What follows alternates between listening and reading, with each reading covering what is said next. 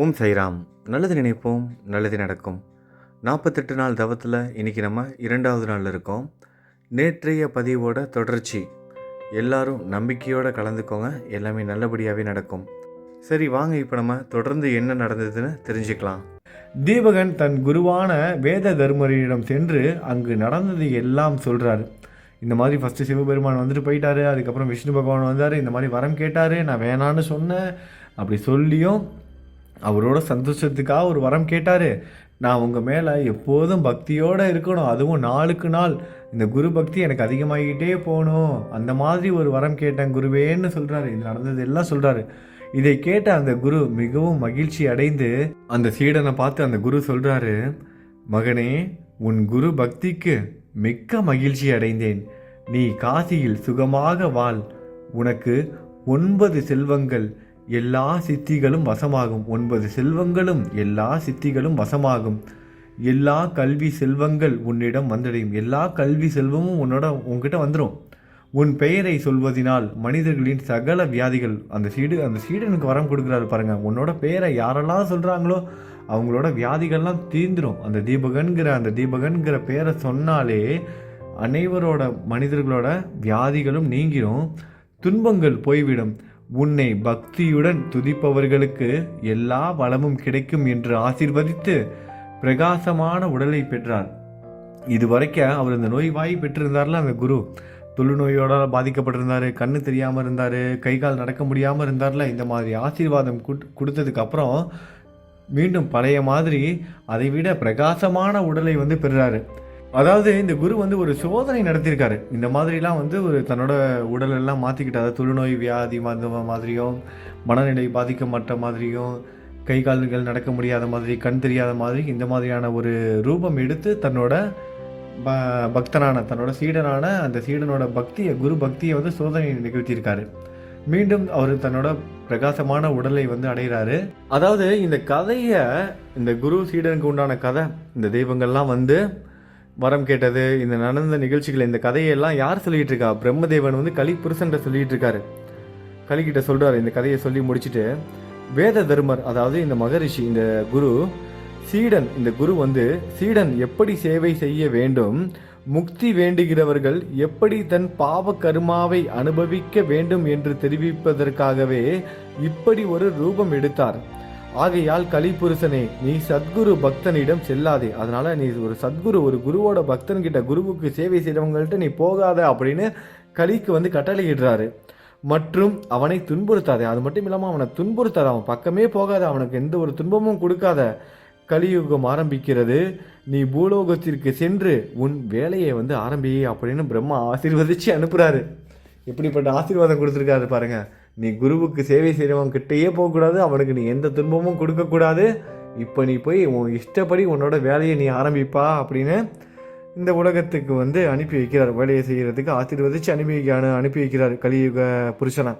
இந்த பிரம்மா கூறிய கதைகள் இது எல்லாத்தையும் அந்த சித்த முனிவர் மூலமாக நாமத்தாரகன் கேட்டுக்கிட்டே இருக்கான். நம்மளும் நாமத்தாரகனாக இருந்து அந்த சித்த முனிவர் எப்படி இந்த கலியுகம் உருவானது, பிரம்மா எப்படி உலகத்தை படைச்சாரு, கலியுக புருஷன் என்னென்னலாம் செய்ய போகிறான், என்ன செஞ்சுக்கிட்டு இருக்கான், குருவை வணங்குறதுனால நமக்கு என்ன நன்மை கிடைக்க போகுது, குரு பக்தி எப்படி இருக்கணும், இது எல்லாமே நம்மளும் அந்த நாமதாரகன் அப்படிங்கிற அந்த சாதாரண ஒரு பக்தன் மாதிரி நம்மளும் கூடவே இந்த கதைகளெல்லாம் கேட்டு உணர்ந்திருப்போம்.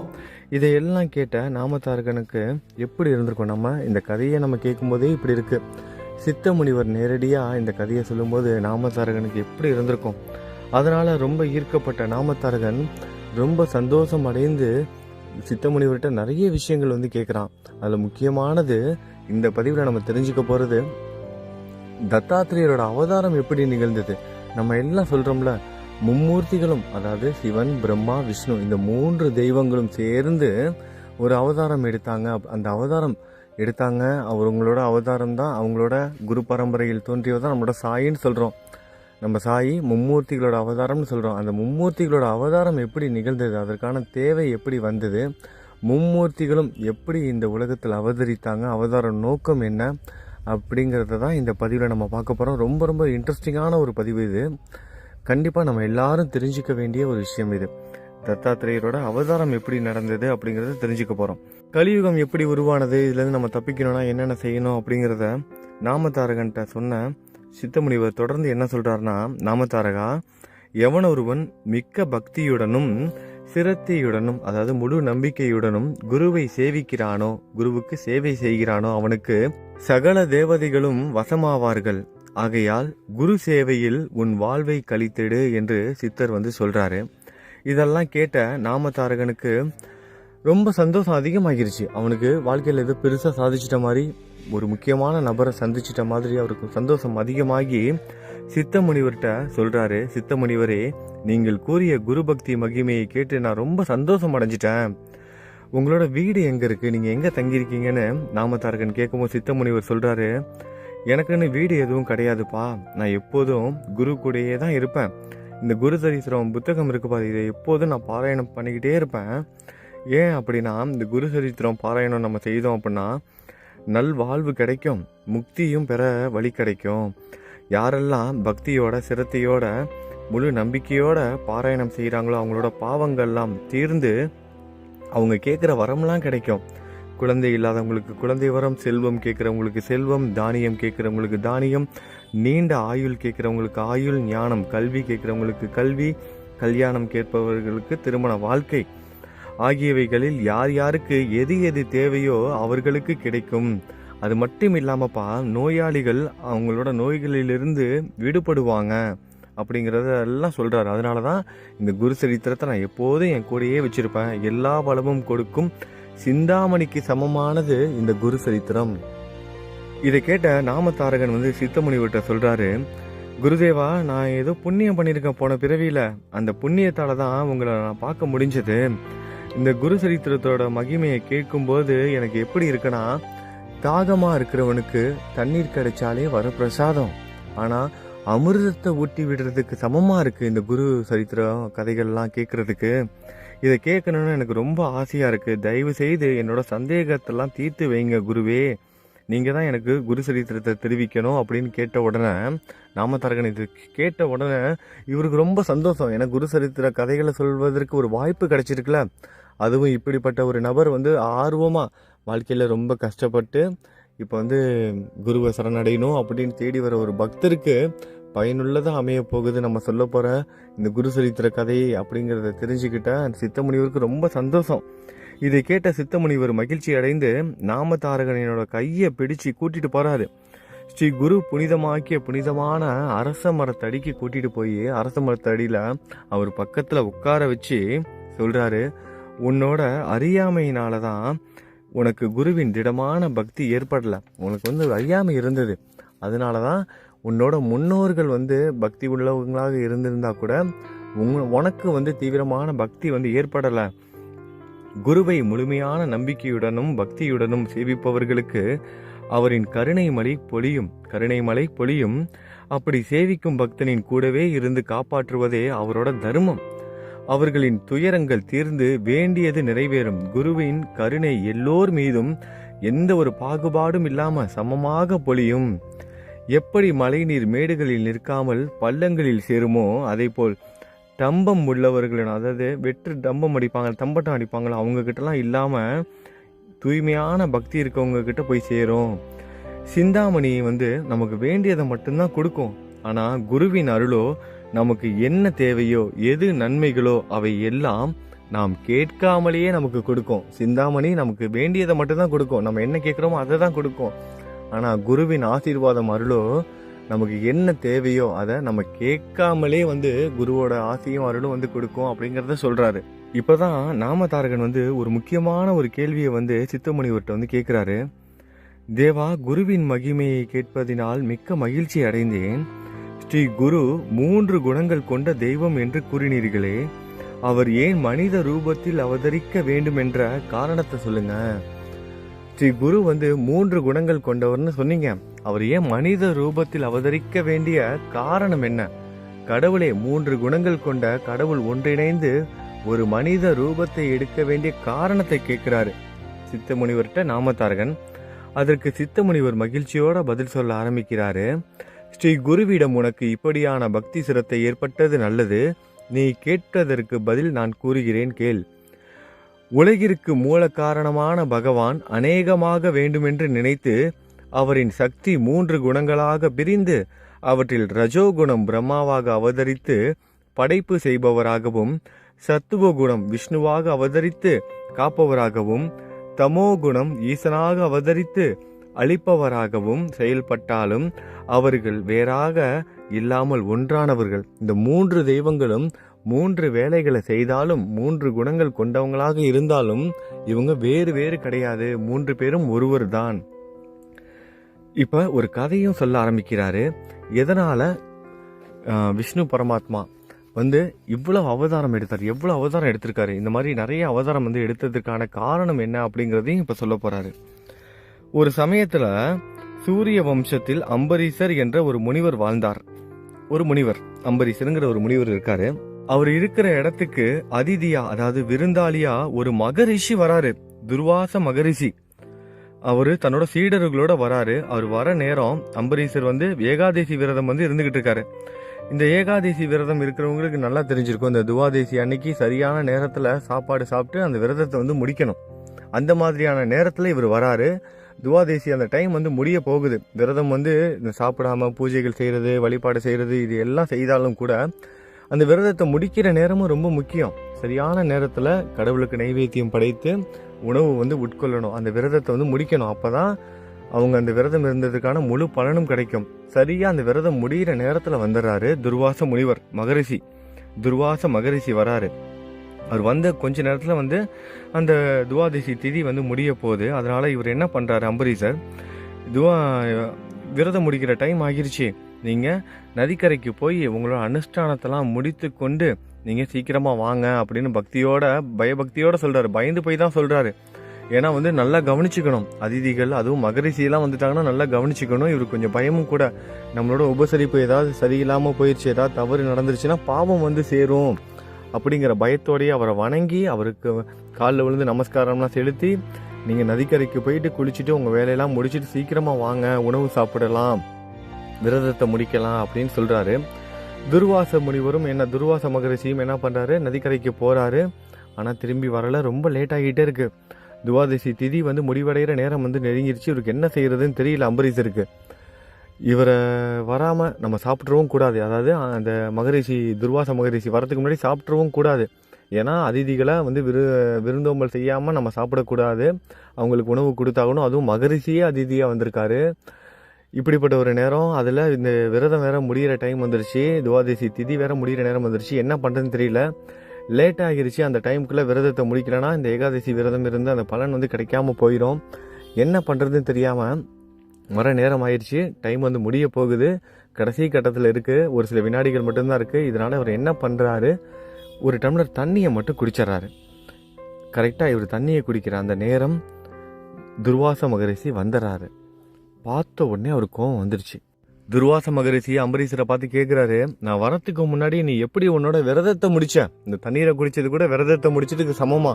கேட்கிறாரு, நீ எப்படி உன்னோட விரதத்தை முடிக்கலாம் அப்படின்னு கோவப்பட்டு சாபம் கொடுத்துறாரு. நீ பல யோனிகளில் பல பிறவிகள் எடுப்பாய். அதாவது நிறைய பிறவி எடுக்க போற, பல பெண்கள் இடத்தில் குழந்தையா நீ பிறக்க போற, பல யோனிகளில் பல பிறவிகள் எடுக்க போகிற அப்படிங்கிற ஒரு சாபத்தை கொடுத்துறாரு.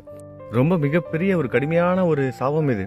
ஏன்னா இந்த மாதிரியான முனிவர்கள் அவங்களோட லட்சியமே என்னன்னா முக்தி அடையணும் அப்படிங்கிறதுக்காக தான் எல்லாமே செஞ்சுக்கிட்டு இருக்காங்க. இப்ப பல பிறவிகள், அதுவும் பல யோனிகளில் பல பிறவிகள் எடுப்ப அப்படிங்கிற சாபம் அவங்க முக்தி அடைய முடியாத ஒரு நிலையை உருவாக்குது.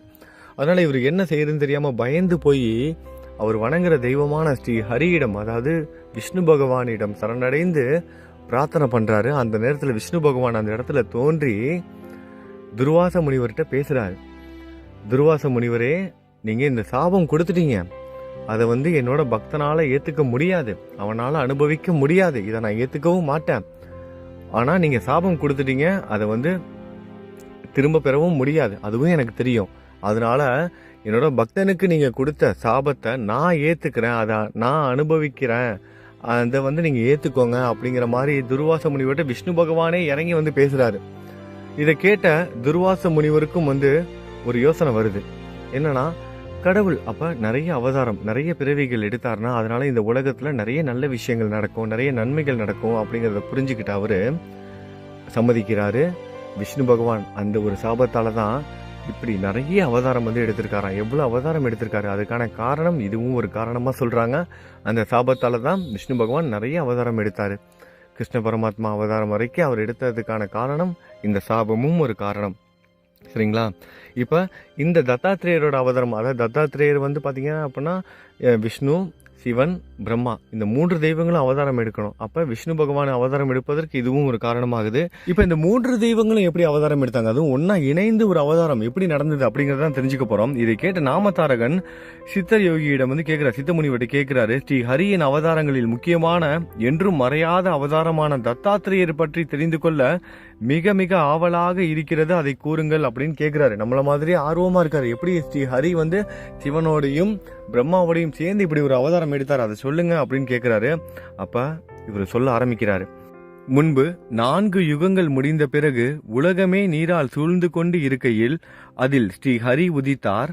அவர் தொப்புளிலிருந்து பிரம்மா உதித்து 4 வேதங்களை 4 முகங்களாக பெற்று ஸ்ரீ ஹரியின் கட்டளை கிணங்க உலகில் பிராணிகளை படைக்க வேண்டி முதலில் தன் மனோபலத்துடன் மரீசி, அத்திரி, அங்கரீச, புலஸ்திய, புலக, கிருது, வசிஷ்டர் ஆகிய 7 பேரை உண்டாக்கினார். பிறகு தனது இடது பக்கமிருந்து சத்ரூபம் என்ற பெண்ணையும் வலது பக்கமிருந்து ஸ்வயம்பு என்ற ஆணையும் உண்டாக்கினார்.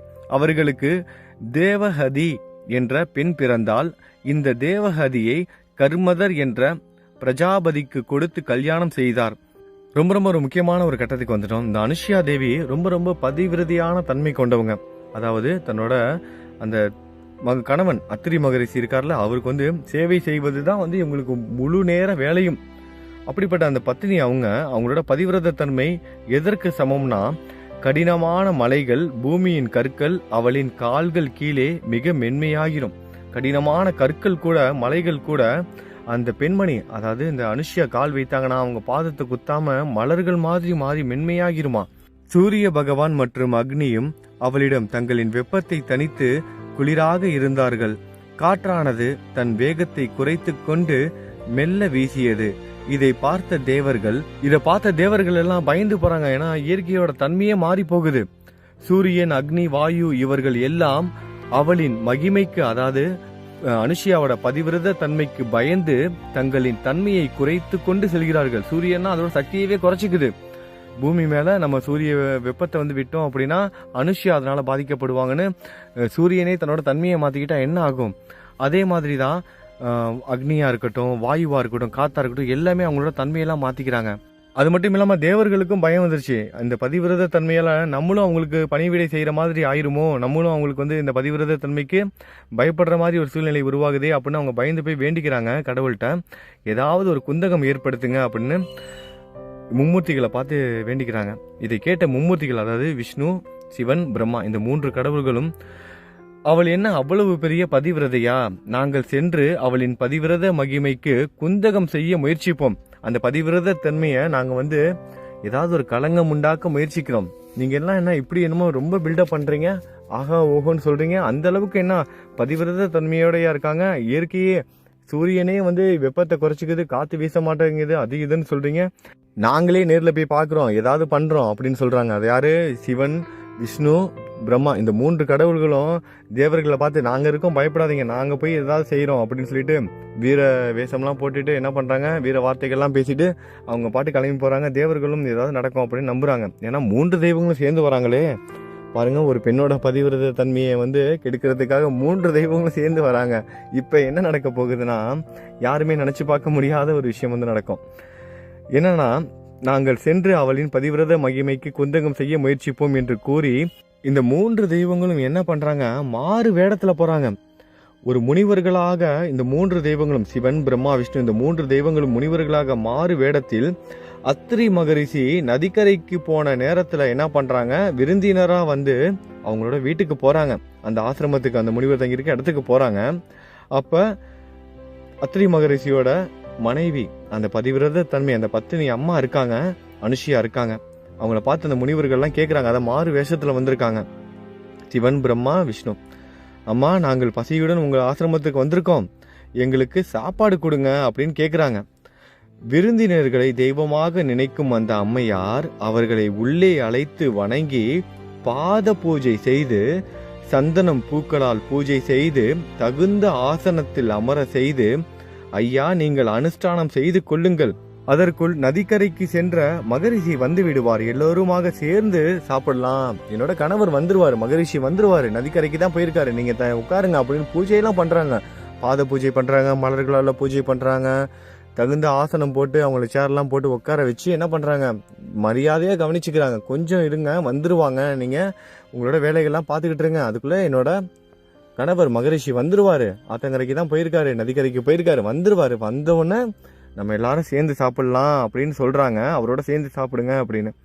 ஆனா இந்த முனிவர்கள், அதாவது இந்த சிவன் பிரம்மா விஷ்ணு என்ன பண்றாங்க, இவங்க வந்ததே ஏதாவது கொஞ்சம் கலகம் உண்டாக்கணுங்கிறதுக்காக தான் வந்திருக்காங்க. உடனே என்ன பண்றாங்க, நாங்க வந்து காத்திருக்க முடியாது, மகரிஷி வர வரைக்கும்லாம் எங்களால் காத்திருக்க முடியாது, எங்களுக்கு பசிக்குது, எங்களுக்கு உடனடியாக சாப்பாடு போடுங்க, இல்லைன்னா நாங்கள் இப்பயே போயிடுறோம் அப்படிங்கிற மாதிரி சொல்கிறாங்க. இதை கேட்ட அனுஷியாவுக்கு பதறி போகுது. ஏன்னா வீட்டுக்கு வந்து விருந்தினர் வந்து சாப்பிடாம போயிடக்கூடாது, அது மிகப்பெரிய பாவம். அதனால் தன் மனதிலேயே தன்னோட பதியை, அதாவது தன்னோட கணவனை வணங்கி அவர்களிடம் அப்படியே ஆகட்டும், உங்களுக்கு அன்னம் இடுகிறேன், மனசில் அவங்களோட கணவனை நினச்சிக்கிட்டு இந்த மாதிரி ஒரு சூழ்நிலை வந்துருச்சு, நான் இவங்களுக்கு சாப்பாடு போடுறேன் அப்படின்னு மனசுலயே நினச்சிக்கிட்டு என்ன பண்ணுறாங்க, அந்த முனிவர்கள்ட்ட, அந்த மும்மூர்த்திகள்கிட்ட வந்து சொல்கிறாங்க, நீங்கள் தயவு செய்து போயிடாதீங்க சாப்பிடாம, அது மிகப்பெரிய பாவத்தை உண்டாக்கும், என்னோட கணவர் மகரிஷி வரலேனாலும் பரவாயில்ல, நான் உங்களுக்கு சாப்பாடு போடுறேன்னு சொல்கிறாங்க. சொல்லிட்டு அந்த மும்மூர்த்திகள் முனிவர்கள் என்ன பண்ணுறாங்க, மரியாதையாக உட்கார வச்சுட்டு உள்ளுக்குள்ளே போயிட்டு வாழை இலை எடுத்துகிட்டு வந்து அவங்க முன்னாடி போட்டு சாப்பாடு போட தயாராகும் போது அந்த மும்மூர்த்திகள் சிவன் பிரம்மா விஷ்ணு முனிவர்களாக வந்திருக்காங்களே, அவங்க என்ன சொல்கிறாங்கன்னா, அந்த மூவரும், அம்மா, எங்களுக்குன்னு ஒரு நியதி இருக்கு, எங்களுக்கு நீங்கள் சாப்பாடு போடணும் அப்படின்னா, நீங்கள் எங்களுக்கு சாப்பாடு கொடுக்கணும் அப்படின்னா, நீங்கள் உங்களோட உடைகளை எல்லாத்தையும் அவிழ்த்து விட்டு நீங்கள் எந்த ஒரு உடையும் அணியாமல் நிர்வாணமாக எங்களுக்கு சாப்பாடு போடணும், அப்படி சாப்பாடு போட்டால் மட்டும்தான் நாங்கள் சாப்பிடுவோம் அப்படிங்கிற மாதிரி சொல்கிறாங்க. எப்படிப்பட்ட ஒரு கண்டிஷன் பாருங்க, ட்ரெஸ்ஸே போடக்கூடாதான், நிர்வாணமாக இருக்கணுமா, நிர்வாணமாக நீங்கள் சாப்பாடு போட்டால் மட்டும்தான் நாங்கள் சாப்பிடுவோம், அதுதான் எங்களோட நியதி அப்படின்னு சொல்கிறாங்க. இதை கேட்ட அனுஷியா பயந்து போயிடுறாங்க. ஏன்னா எப்படிப்பட்ட ஒரு விஷயம் பாருங்க, ஏன்னா அவங்க பத்தினி தெய்வம், அப்படிப்பட்ட பத்தினி தெய்வத்தை ஒரு ஆடை கூட போடாமல் நிர்வாணமாக இந்த 3 பேரும் வந்து நிர்வாணமாக நின்று சாப்பாடு போட சொன்னால் எப்படி அவங்களால செய்ய முடியும்? ஆனால் சற்று நேரத்திலேயே அவங்க வந்து சுதாரிச்சிட்டாங்க. இதை அவங்க கேட்ட உடனே அவங்களுக்கு வந்து ஒரு விஷயம் புரிஞ்சிருச்சு, இங்கே வந்திருக்கவங்க சாமானியவர்கள் அல்ல, சாதாரணமானவங்க அல்ல, ஏதோ ஒரு லீலை நடந்துகிட்டு இருக்கு, தெய்வீக புருஷர்களாக மட்டும்தான் இருக்க முடியும் இவர்களுக்கு அன்னமிடாமல் இவங்களுக்கு சாப்பாடு போடாமல் நம்ம போக விட்டுட்டோம்னா இத்தனை நாளாக நம்ம அதிதிகளுக்கு, அதாவது விருந்தினர்களுக்கு நம்ம வந்து தவறாமல் செய்யும் சேவை இன்னையோட வீணாக போயிடும், இவங்களுக்கு நம்ம இந்த சேவையை செய்யலைன்னா இத்தனை நாள் எவ்வளவு பேருக்கு இவங்க சேவை செஞ்சுருப்பாங்க, அது அனைத்தும் வந்து வீணாகிரும் அப்படிங்கிறத வந்து புரிஞ்சுக்கிட்டு தன்னோட மனதிலேயே தன்னோட கணவரான மகரிஷியை மனசுல நினைச்சு அவரோட பாதத்தை தொட்டு வணங்கி, தன்னோட மனதாலேயே இதெல்லாம் நடந்துகிட்டு இருக்கு, அவங்க நினைச்சுக்கிறாங்க, தன்னோட மனதிலேயே நினைச்சுக்கிட்டு நான் இந்த மாதிரி செய்ய போறேன், இந்த 3 பேரும் சாதாரணமானவங்க கிடையாது, மகா புருஷர்கள் தான் வந்திருக்காங்க, இவங்கள என்னோட குழந்தையா நினைச்சு, எப்படி என்னோட குழந்தையாக நினைக்க போறேன், இந்த 3 பேரையும் என்னோட குழந்தையாக பாவித்து இவர்கள் முன் நான் நிர்வாணமாக நின்று இவர்களுக்கு உணவு கொடுக்க போறேன். ஒரு குழந்தைக்கு ஒரு அம்மா எப்படி கொடுப்பாங்க, ஒரு தாய் ஒரு குழந்தைக்கு எப்படி வந்து பால் கொடுப்பாங்க, தன்னோட மார்பை காமித்து பால் கொடுப்பாங்க, அதுல ஏதாவது விரசம் இருக்குமா, அந்த ஒரு மனநிலையோட தான் இவங்களுக்கு நான் சாப்பாடு போட போறேன்னு தன்னோட கணவரோட காலில் விழுகுறாங்க. எல்லாம் மனசுலயே நடந்துகிட்டு இருக்கு, நினைச்சுக்கிறாங்க. அவங்களோட கணவரை வணங்கி இந்த வேலையை செய்ய முற்படும் போது இந்த அனுஷியா வந்து மனசுல நினைக்கிறாங்களா, இந்த 3 பேரையும் ஒரு குழந்தையா நினைக்கும் போதே இவங்களோட பதிவிரத தன்மையால, அந்த பத்தினி தன்மையால உண்மையாகவே அந்த 3 முனிவர்களும், அதாவது விஷ்ணு சிவன் பிரம்மா, இந்த 3 பேரும் குழந்தையாகவே மாறிடுறாங்க. குழந்தையாக மாறின அந்த மும்மூர்த்திகள் முன்னாடி நிர்வாணமாக வந்து அனுஷியா என்ன பண்றாங்க, தன்னோட மார்பகங்களிலிருந்து பால் சுரக்குது. குழந்தையே கிடையாது அவங்களுக்கு. ஆனால் நிர்வாணமாக வந்த உடனே அவங்களோட மார்பகங்கள்ல இருந்து பால் சுரக்குது. எப்படி பால் சுரக்கும்? குழந்தையை பெற்றெடுத்தால் தான் பால் சுரக்கும். ஆனால் இவங்களோட பதிவிரத தன்மையால் இவங்க அந்த சேவையை செய்யணும் அப்படிங்கிறதுக்காக அவங்களோட மார்புல இருந்து அதுவாகவே வந்து பால் சுரக்குது. அந்த 3 பேரையும், அதாவது அந்த 3 குழந்தைகளையும் ஒவ்வொருத்தங்களா எடுத்து பால் கொடுக்க ஆரம்பிக்கிறாங்க. தன்னோட மடியில் தூக்கி தாய்ப்பால் வந்து கொடுக்குறாங்க. அனுஷியாவின் பாக்கியம் என்னவென்று கூற முடியும்? இந்த அம்மாவோட பாக்கியம் எப்படின்னு சொல்ல முடியும்? நம்ம நிறைய கதைகள்லாம் படிச்சிருப்போம். அம்மன் வந்து குழந்தைக்கு பால் கொடுத்தது அது இதுன்னு. ஆனால் மும்மூர்த்திகளுக்கே ஒரு அம்மா பால் கொடுத்துருக்காங்க. எப்படிப்பட்ட பாக்கியம் உண்டாகியிருக்கு இவங்களுக்கு. உலகை உண்டாக்கும் பிரம்மா, உலகை ஆளும் விஷ்ணு, உலகை அளிக்கும் ஈசன் ஆகிய மும்மூர்த்திகளுக்கு பால் கொடுக்கும் பாக்கியம் கிடைத்ததே. மும்மூர்த்திகளும் தங்கள் வேலையை செய்து அழுத்து போனவர்கள் போல் ஆனந்தமாக பாலை பருகினார்கள். இந்த மும்மூர்த்திகளும் ஆனந்தமா பால் குடிக்கிறாங்களாம். ஏதோ பெரிய வேலை செஞ்சு இந்த குழந்தையெல்லாம் அழுத்து போய் பால் குடிக்க பாருங்க, ரொம்ப டயர்டாகி அந்த மாதிரி அவங்களோட வேலையெல்லாம் செஞ்சு ரொம்ப டயர்டான மாதிரி பால் குடிக்கிறாங்களாம். அப்ப அந்த அகக்கண்களில் அந்த குழந்தைங்க பால் குடிச்சுக்கிட்டு இருக்கும்போது இவங்களோட அகக்கண்களில் தெரிகிறது. அதாவது அனுஷியாவுக்கு வந்து புரிஞ்சுக்க முடியுது. பால் கொடுக்கும்போது வந்து புரிஞ்சுக்கிட்டாங்க. தாய்ப்பால் கொடுக்கும்போது வந்திருக்கவங்க சாதாரணமானவங்க கிடையாது, மும்மூர்த்திகள். ஈசன் தான் வந்திருக்காரு, சிவபெருமான் தான் வந்திருக்காரு, விஷ்ணு தான் வந்திருக்காரு, பிரம்மா தான் வந்திருக்காருங்கிறது தெரிஞ்சிருச்சு. பால் கொடுத்தவனே தெரிஞ்சிருச்சு. ஒரு அம்மாவுக்கு எப்படி குழந்தை தெரியாம போகும், அதான் தெரிஞ்சிருச்சு இவங்களுக்கு. இதை தெரிஞ்ச உடனே இவங்க என்ன பண்றாங்க, அதோட விடலை, தொட்டிலும் கட்டிட்டாங்க. வீட்டில் தொட்டில் கட்டி ஊஞ்சல் போட்டு ஒவ்வொருத்தங்களா ஆட்டி தாலாட்டும் பாடுறாங்க. எப்பா சிரிப்பா இருக்குல்ல. மும்மூர்த்திகளை வந்து தாலாட்டு பாடி தூங்க வைக்க ஆரம்பிச்சிட்டாங்க இவங்க. அதற்குள் தன் அனுஷ்டானம் தவம் முடிந்து அத்திரி முனிவர் ஆசிரமத்திற்கு வந்து அங்கு ஊஞ்சலில் இருக்கும் குழந்தைகளை பார்த்து நடந்தது என்னன்னு கேட்கிறாரு.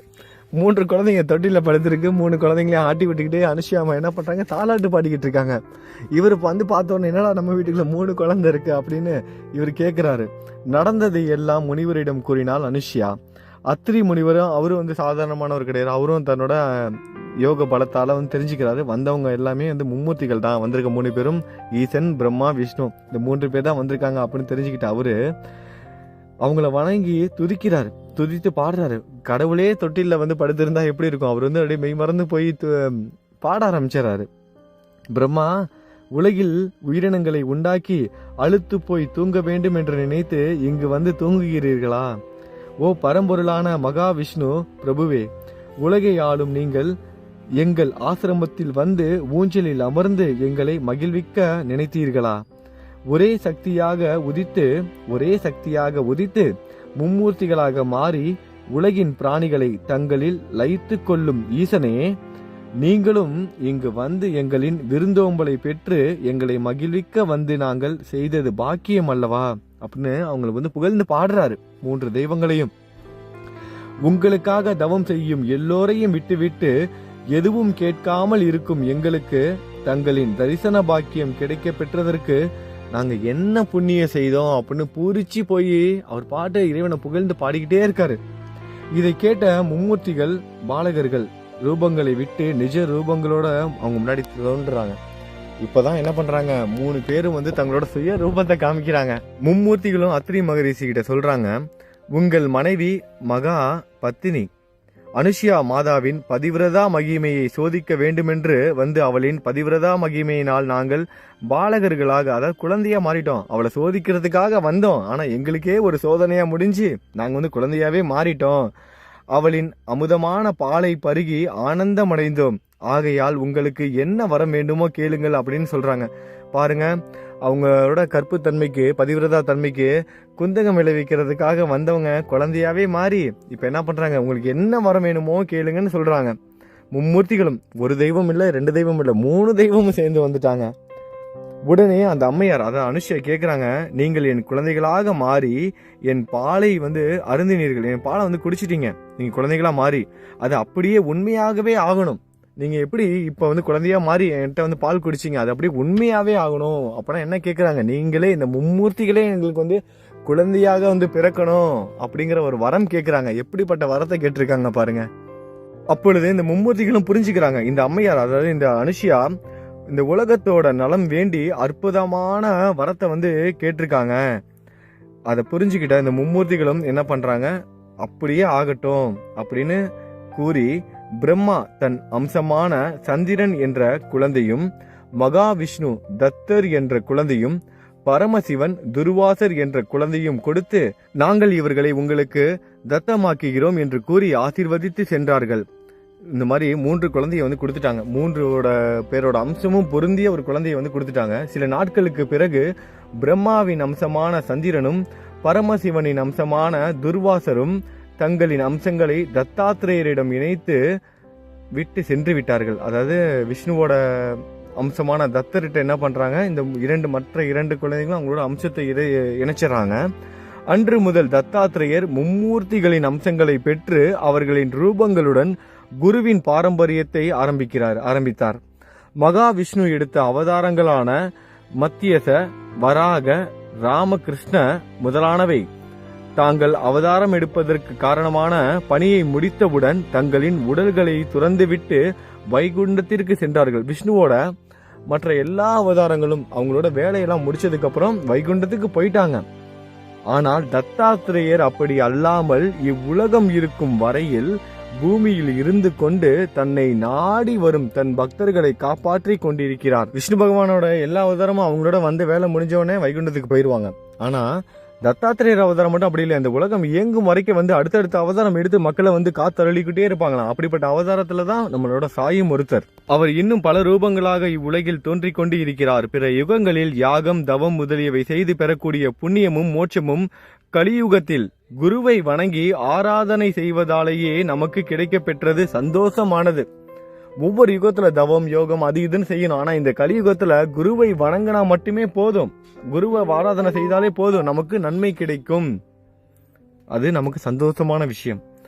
நாமதாரகன் தத்தாத்திரேயரின் அவதாரம் பற்றி கேட்டு அந்த அம்மையார் அனுஷியாவின் கருணையினால் மானிடர்களுக்கு குரு பரம்பரையும் என்னை போல் அறியாதவர்களுக்கு உங்களை போன்ற குருவும் கிடைத்தது மிக்க சந்தோஷமானது. மேலும் குருவின் மறு அவதாரங்களையும் அவர்களின் மகிமைகளையும் தெரிந்து கொள்ள ஆவலாக உள்ளேன், தயவு செய்து கூறுங்கள்னு நாமதாரகன் கேட்கிறாரு.